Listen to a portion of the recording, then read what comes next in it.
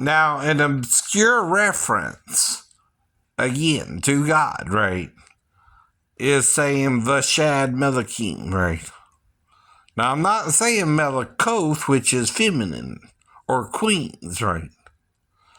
Nor am I saying Sarowth, which is princesses, right? The female. Mm-hmm. Now, Sariym is princes, right? Right? More than one, right? And Sar is a prince, singular, right? Sarah is princess, or prince her. Mm-hmm. Now, that's how Yahuwah, Eliyahuw, Yahuwah, is the divine name, right? Oh. And why aren't you worthy to say it? It's Yahuwah her. Mm-hmm. Oh, it's feminine. It's feminine. Now, why would men have a problem saying Yahuwah? Mm-hmm. Is Eliyahuw, right? Yeah, Benjamin Yahoo, right? Netanyahuw, no, is also a Yahoo, right?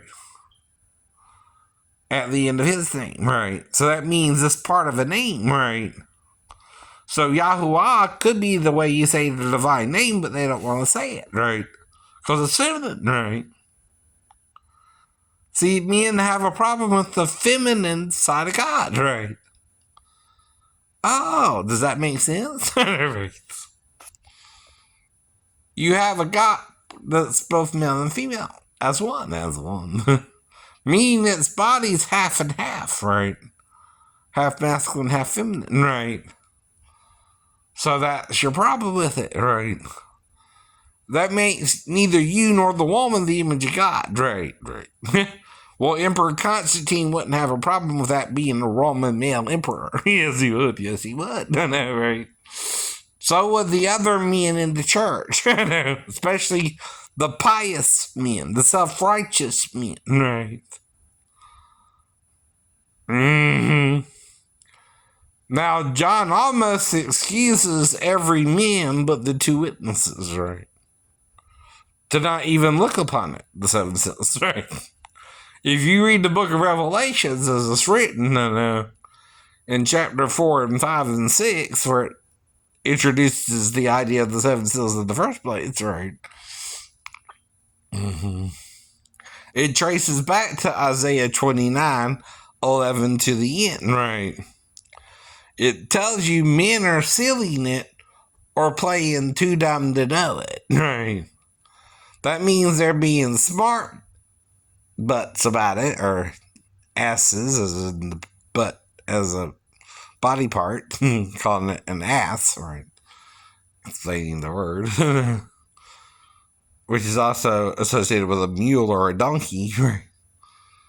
And that's what it means too. They're being stubborn, right? Like a mule or a donkey or a jackass, right? So that's the problem. You're being a jackass about it, right? And I'm explaining to you what I mean because in the King James Version they use the word ass, right? Balaam's ass, right? Meaning a mule or a donkey, right? Now, in the context of using that word, I'm using it for a mule or a donkey, right? And explaining the word to you, right? So the problem is you're having a problem with a God that's both genders, right? Neither gender, in a way, right? Where you're confused about it, right? But it ain't confused about itself, right? Now, who caused us the confusion? Satan in the same image, right? Meaning he made it something sexual to be with him, right? And then went and murdered himself or committed suicide in the ocean or sea, right? Right? He went down into the deep. He went down into the grave. He went down into Sheol, right?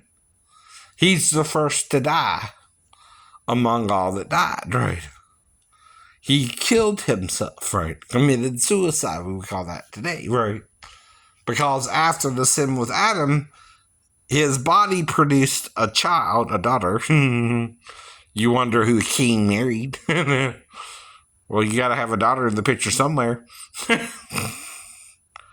Well, if Satan and Adam had sex and he's both genders, right? Meaning he can have a child with Adam and Eve.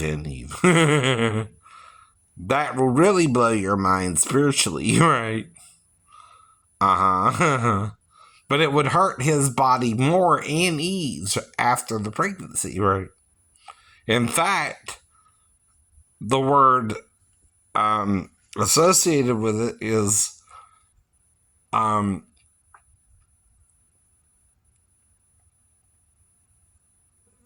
they're sharing a link.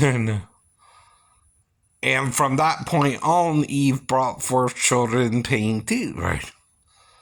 But Satan's body wasn't designed to give birth. Eve's was.